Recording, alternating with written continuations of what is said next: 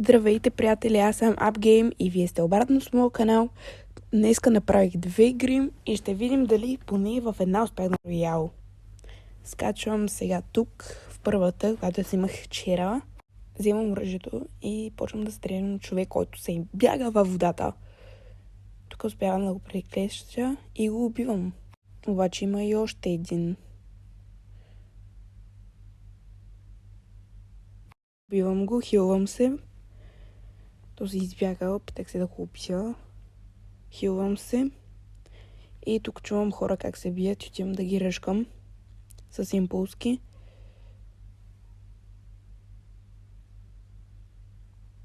На лайт и убит. Имаше легендари оръжие, което беше супер, обаче ме снайпнаха супер много, което заболя. Опитам се да избягам. И решавам, че след като избягам и се хилна, ще се върна обратно, за да го убия. Но по-скоро пак бях снайпнат.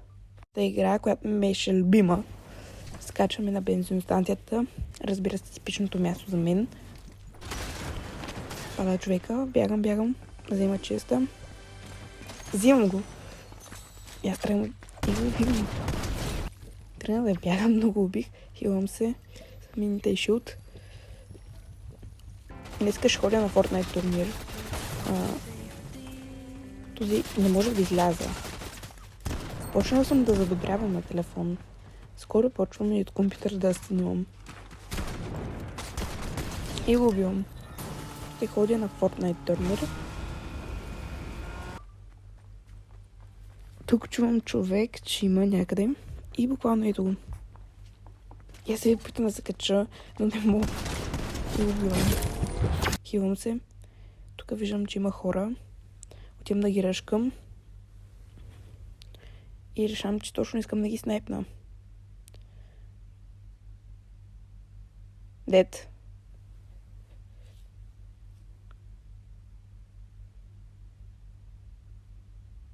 Другия не го виждам къде е. И ето, че той ме стреля. Не мога го снайпна. Затова решавам, че ще го наспамя. Както винаги. И го убивам. Тук има още един човек. И го убивам. Ето сега ми беше любимия снайп. Имаше 2 снайпа, които набих хедшот. Ето гледайте сега. Ей сега. Цак!